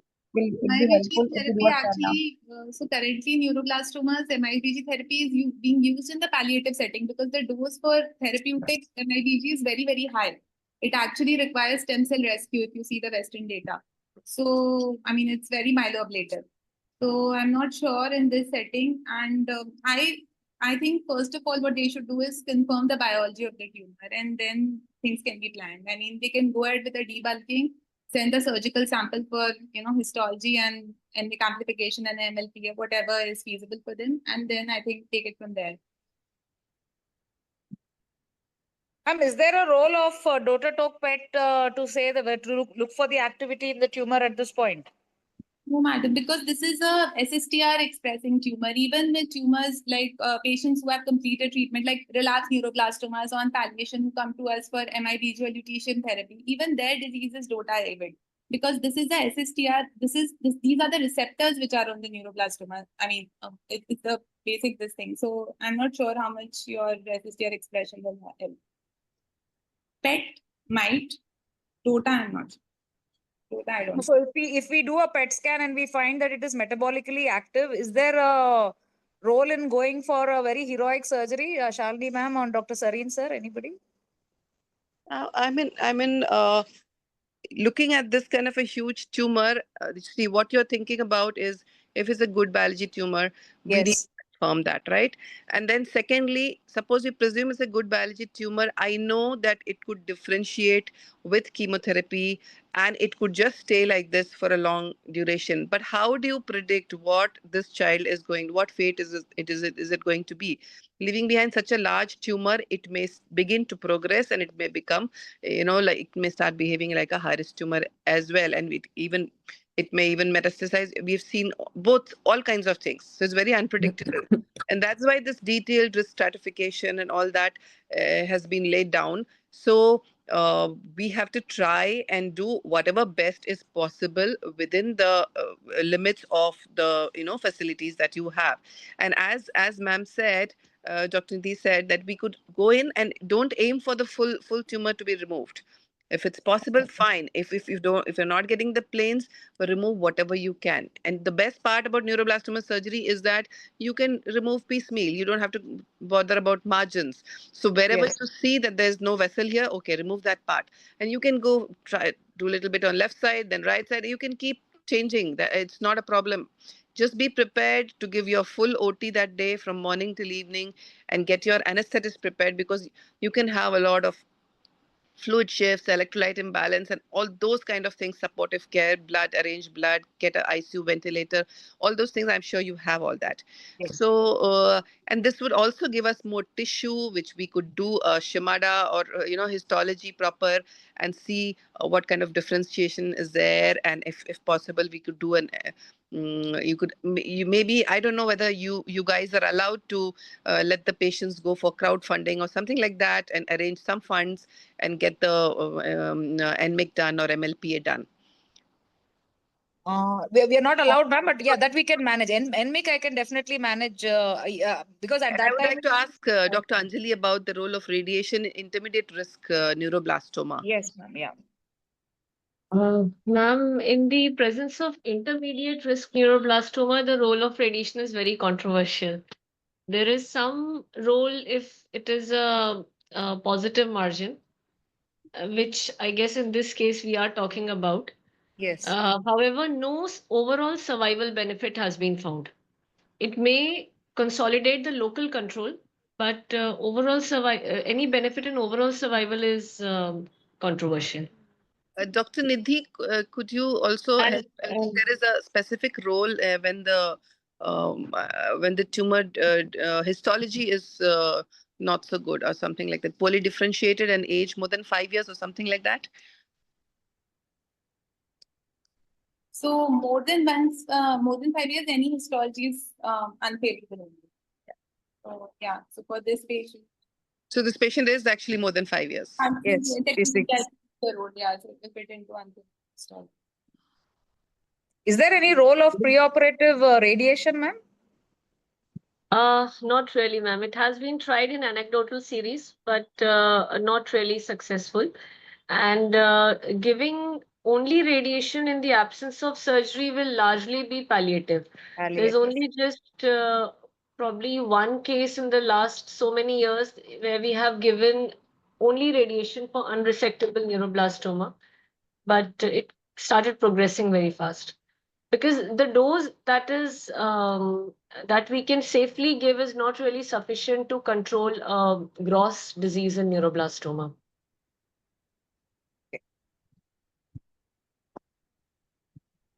And so just to sum up, so we plan is to go in surgically, take out as much as possible. And if it involves at this stage, maybe sacrificing one of the kidneys, most probably the left in this case, should we go ahead with that or should we even leave behind residual tumor? Yeah, you leave behind residual tumor, avoid nephrectomy, unless it's a life-saving thing that, the child is bleeding and then you're not able to control and you just quickly clamp and take out the kidney. Otherwise, just electively, just try and avoid. Yes, ma'am. Thank you, ma'am. Is the child hypertensive? Is the child hypertensive? No, not at presentation. In fact, she has improved so well clinically that parents have now, from zero hope, they've come to, they're so hopeful that somewhere, I think we are more worried than the parents at this point. No, intermediate risk would have good outcomes, so you should go ahead with the surgery. So we have one case which is basically not many questions in that. Should we take up? I'll be asking the experts and audience. We'll just take 10 minutes or 15 minutes. Should we go ahead with the case, madam? Sure. Dr. Nidhi? Okay. So Sir, next can you please case ask? is by Yes. yes, ma'am. Dr. Patel, are you there? I just want to add one thing about this neuroblastoma case. So basically in neuroblastoma, all these encasement of vessels and everything is something called as image defined risk factors, which the radiologist should mention in the report. And that gives you the risk associated with surgery, which is basically, as you said, more than 180 degrees encasement of any of the large or main vessels like the aorta, celiac axis, SMA, renal arteries, renal veins, portal vein, etc. Even I couldn't see on your images, but if there is any encroachment into the spinal canals, again, more than 50% encroachment within the spinal canal. And of course, this was not a thoracic lesion, but in the thorax, if there is any encasement or compression of the airways or invasion of the diaphragm, then these are all image-defined risk factors which give the surgeon the risk of surgery as to how difficult the surgery will be. And it is a universally used terminology. Yes. And so we don't do upfront surgery if there are any L2 factors, which is the IDRF. And Correct. also if the tumor is across two compartments, like is a thoraco-abdominal or cervicothoracic, then also we consider it as L2.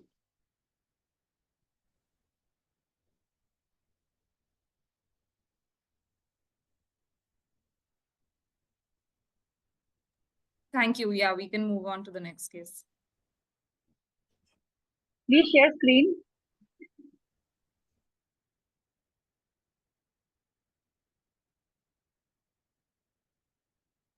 Dr. Saurav, is the presenter there?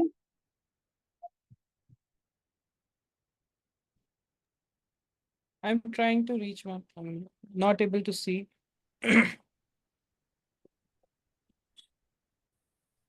Maybe you can give a regular call and check.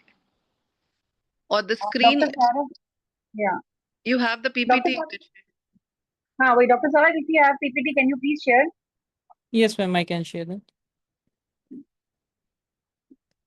Do we have the presenter? I am not able to see actually. Ma'am, this was a... Yes, ma'am, I'm here. Can you Okay, great. share Please this? start. Good Should evening, I all. stop sharing? Yes, please. Okay.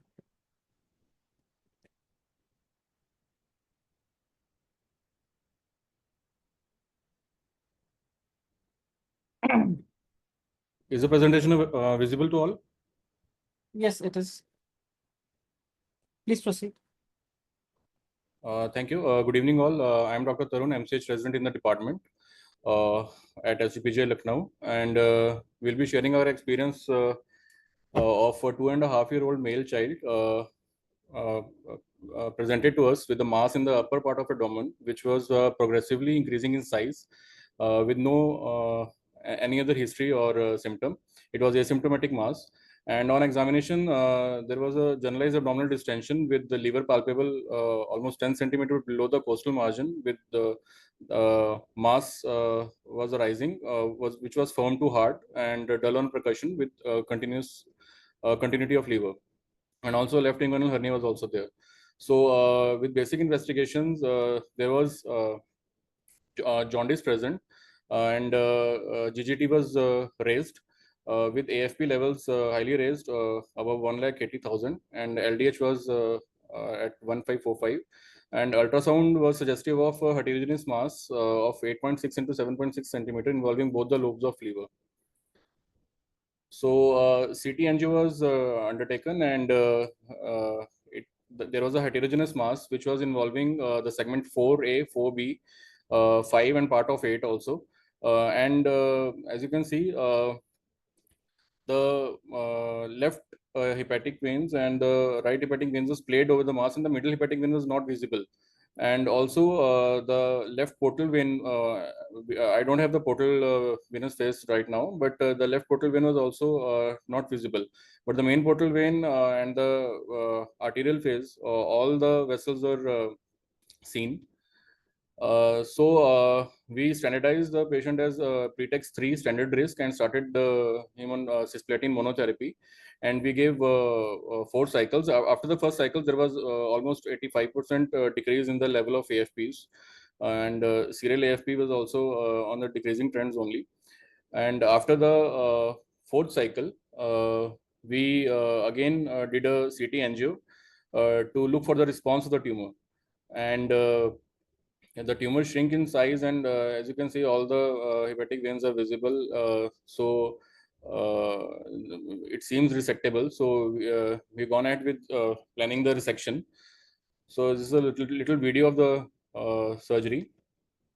With a subcostal incision, we mobilize the liver by dividing the triangular ligaments, and inflow and outflow control was taken, including the control of hilar structures. And then after palpating the liver, we mark the tumor with the margin of around 1 to 1.5 centimeter, and we start the dissection. We use the combination of CUSA, hydrodissection, and all other available modalities like bipolar and harmonics, and parenchymal dissection with the safe margin is carried out, and we divide the major pedicles, including biliary pedicles and the vesicular pedicles. And it is a kind of a non-anatomical resection. We carry out the dissection in a safe manner, decreasing the blood loss, and it's not going ahead with the like segmentectomy or like that, but taking the safe margins. This is a fast and feasible option we had for this patient, and this is a major venous pedicle we are ligating on with the suture.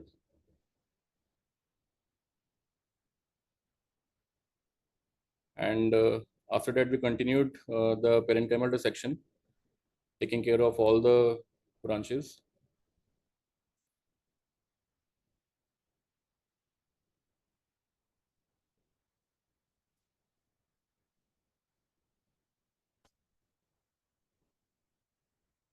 And after that, we ligate the biliary pedicles one by one.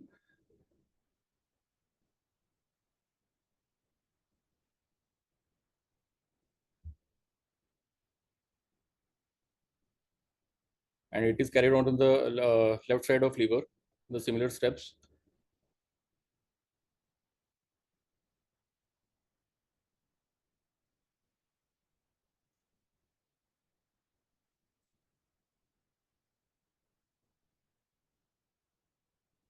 So as you can see, we have gotten the minimal blood loss is there for this patient, as the child is 2.5-year-old only. So by taking care of the vesicular pedicles with ties and clips, the tumor is completely excised and it is a tumor bed. We did a intraoperative cholangiogram. There is no bile leak. And we have done the non-anatomical resection of segment 5 and part of segment 8, 4A, 4B. And post-surgery, 2 cycles of adjuvant chemotherapy were given. The post-op recovery was uneventful. The child was kept in CCM for 48 hours, allowed orally on post-op day 1, and drain was removed on post-op day 4. LFTs were normal post-operatively with serum albumin of 3.2 and INR of 1.2. These are the AFP values in first, second, and third month post-op. The histopathology came out to be the mixed epithelial, fetal and embryonal, and small cell undifferentiated areas with the mesenchymal, osteoid, and mature fibrous tissues, and margins were free of tumor. This was a CT angio done in post-operative period after 6 months. There was no evidence of any residual tumor or recurrence. Child is now at 1 year post-op regular follow-up, asymptomatic, doing well, gaining weight, and AFP at 1 year post-op is 2.1 nanogram per ml.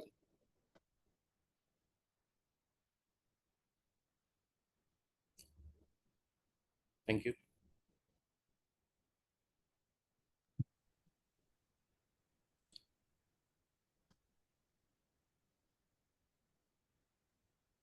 So a very nice case. I think the one important message is that although this was a very tricky kind of a tumor, a liver tumor, pretext 3, so occasionally we do the non-anatomical resection of liver, but as a routine, it is should not be followed because the studies have shown that there is a higher chance of relapse when we do non-anatomical resections of liver. But yes, even I've done in a few cases where it seemed to be more feasible than a proper anatomical, because otherwise would you have to do a extended left or extended right resection, or even a central hepatectomy is also very, very challenging. So yes, ma'am. We at our center we have experience of doing quite a few central hepatectomies and non-anatomical resections, also for mesenchymal hematomas also. yeah, For benign so conditions. that again, that is okay for mesenchymal hematoma. It's okay, but for hepatoblastoma, they say that we should avoid non-anatomical. Ma'am, but Good job done. my question for you is that if you are taking safe margins, so still you will stick to this statement, ma'am? If you are taking a safe margin and How the do you mass know is the margin exophatic, is safe? How do you know your margin is safe? You uh, use intraop ultrasound, because when you're doing non-anatomical, you're just going like a little bit beyond the yes, ma'am. tumor that you can palpate, and sometimes it may be extending or bulging into the surroundings. Sometimes one of the hepatic veins will be curved over the tumor, so it can be tricky. So in Yes, good experienced hands, it would work well, but not everybody may not be able to do that. So that's why the literature says that we should avoid non-anatomical wherever possible. Yeah, once it is an exophatic tumor and the central tumors, again, it's a little difficult, and then we may do it once in a while. yes, ma'am. We And can where ask do Dr. we Nidhi stand? about the monotherapy, cisplatin Yes, monotherapy, whether ma'am. this child qualifies for the standard risk pretest 3. So What are the current recommendations, ma'am, for the monotherapy versus the plado or the super plado? so for standard The risk standard risk. melanoma, that is pretext 1, 2, 3 without any annotations. I think cisplatin monotherapy is the standard of care because there's a randomized trial which has been conducted by the SRCC group, and they've clearly shown that the outcomes were similar between cisplatin and plado. Toxicities were definitely higher with plado because of the addition of doxorubicin. So cisplatin monotherapy is definitely a reasonable option. Chemotherapy is fine. And I had So one Dr. case, ma'am, in Sonal, which sorry, Dr. Sonal is there. I just wanted to ask her about the pretext staging. We'll just quickly wrap up. We'll ask direct questions. Dr. Sonal, are you there? Okay. So, Dr. Nidhi, just one question. So this tumor was close to vessels. So, standard risk is cisplatin only. So, sometimes we don't have good response to chemotherapy. So, these patients where the tumor is close to these vessels, does giving doxo help? It depends. So sometimes if the AFP decline is not good, or if surgically you feel, I mean, it's a very case to case basis thing. That if the surgeon feels that resection is not feasible because of the proximity to vessels, and plus an important factor is the AFP decline. So in these situations, you can consider upstaging it with the addition of doxorubicin. Dr. Shalini, ma'am, would you feel comfortable if these kinds of tumors are given doxo? Just asking because in the last slide, the AFP was raising in the end, I think, at the fourth cycle. So yeah, a little bit of raise. Sometimes it does happen that between chemotherapy suddenly there is a rise in AFP and then it comes down. It may be related to some amount of regeneration. The tumor shrinking and there's some regeneration of liver possibly. But we do see these variations sometimes, and these patients are a little tricky. And looking at the first imaging, I would be little bit apprehensive to just give monotherapy, because it looked like a tough surgery. Luckily, this patient responded very well. Yes. Excuse Okay. me. Yes, Saurav, I think you have said something. Ma'am, I want to ask one question. Yes, please go ahead. yes, Tarun, please. Ma'am, at the CT findings, if the vessels are not splayed and they are not seen, they are not even splayed, they are not seen. So should we take into the account all the three branches should be involved to say it as a high risk, or if one or two like left side or right side is not seen, but left or middle is not seen, but right is seen, so we No, still I take. think it's all three. All three hepatic veins is what is considered Yes, as ma'am. one of High the risk. annotated. High risk. High Yes, ma'am. risk. It is considered. Dr. And you Sonal, could are you also there? do MRI. If Dr. Sonal is there, she could tell us about whether MRI would help us better sometimes. Yes. Dr. Sonal? You cannot see her, ma'am. Okay, sir. Okay. So if all three hepatic veins are actually involved, so it comes into the high risk because if two are involved, like the middle and left involved, so when you do the surgery, they come out basically. So once it's two things which are resectable is standard risk. So talking about MRI, I think Dr. Sonal is not okay. Any more questions? We have. I also have one small query with the presenter. This weight of the child must not be 4.3 kg. It doesn't look like it. In the It was 4.3, ma'am. but seeing the child, I mean, that child must be different. No, ma'am. Picture you put. So, Dr. Nidhi, do you change? How do you manage infants? Because generally they're small, now less than 1 year. How do you manage chemotherapy? Do you make some different approach to these patients? Two, three important considerations in such children. First of all, you give chemotherapy by weight rather than the body surface area. So you calculate the weight-based chemotherapy. The other thing is with cisplatin, you need to give some amount of additional hydration. So we have to be very cautious in terms of fluid overload and small. And then, of course, if there are toxicities, then dose modification is again on a very case-to-case basis, depending upon the tolerance. That we try not to modify because that would get tolerate chemotherapy. Shalini ma'am, when you're operating, can you please tell us on the role of intra-op sonography and the post-op cholangiogram which was done? Do you use it routinely? Yes, we do use it routinely because then you can sometimes if the tumor is just on the surface, it may be different inside the liver. It may have some extension. So looking at going through the imaging with a radiologist or an experienced liver surgeon could do it himself or herself as well. But then intra ultrasound to identify the veins and also your planes because it can be distorted by the tumor. So that is what is important. It definitely helps. And also, yes, cholangiography we definitely do at the end to make sure that there are no leaks. Sometimes we do the, methylene blue as well. Basically, we don't want any post-operative complications. Having said that, hepatoblastomas we see very infrequently because it's a rare tumor, and many of these patients don't somehow they don't reach till surgery. Either they stop the chemo and they go here and there, and then suddenly the tumor starts growing. So very few of them, the ones we see also, only half of them come till surgery and completion of treatment. So having said that, children, I feel they tolerate liver resections much better than adults because their livers are normal. They're not cirrhotic livers. And I think the anatomy also somehow we are all used to doing biliary atresia and things like that, even in newborns. So definitely children tolerate it without any blood loss, like they showed a very nice, speckless surgery without much blood loss with the use of CUSA and harmonic and a careful dissection. We're able to do the surgeries pretty well. And do you use ICG also? ICG use? Do you Sorry? use ICG?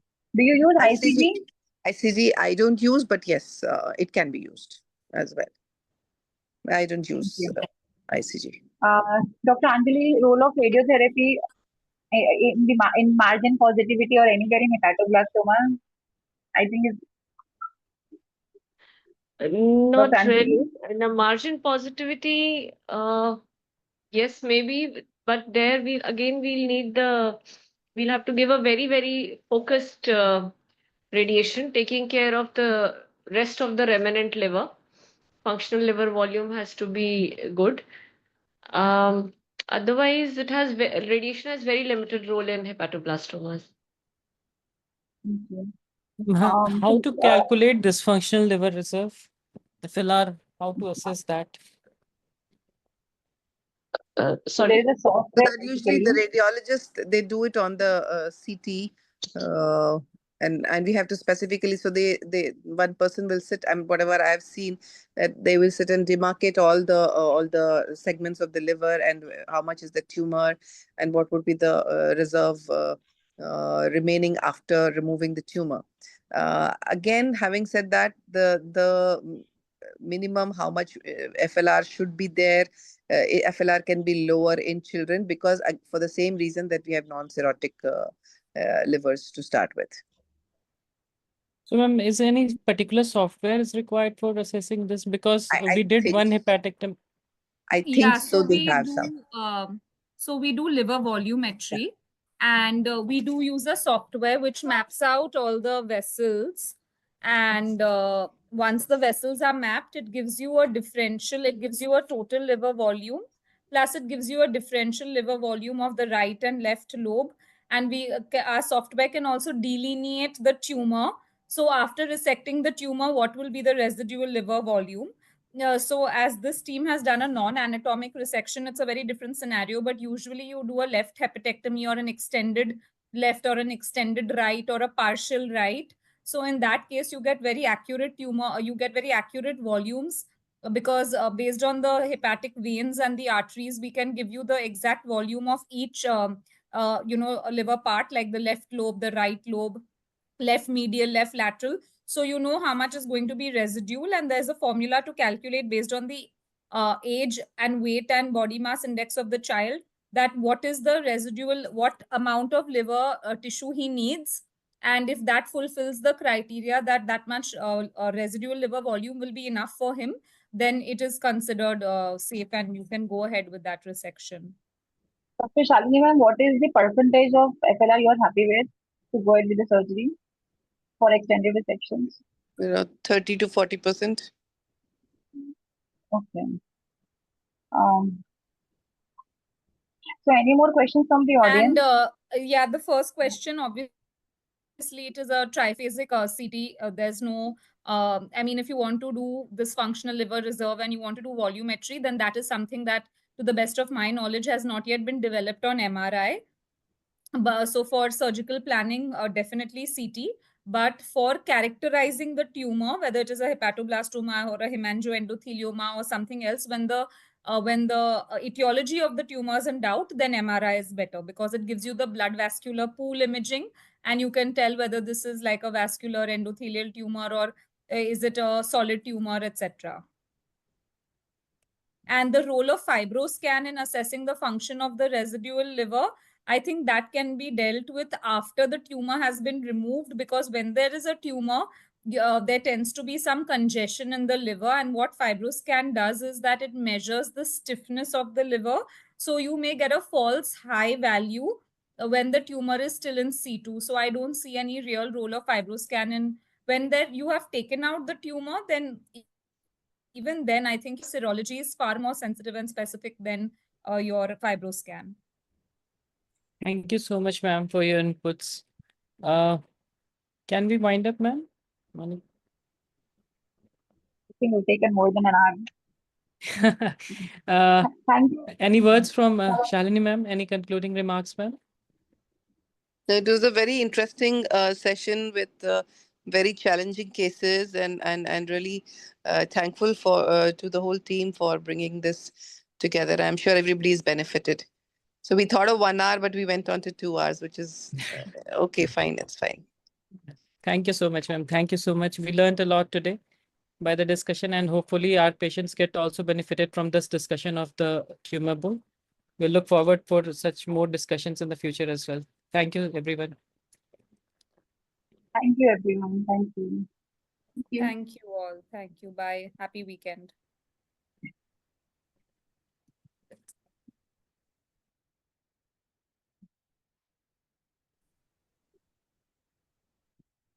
Thank you. Thank you very much.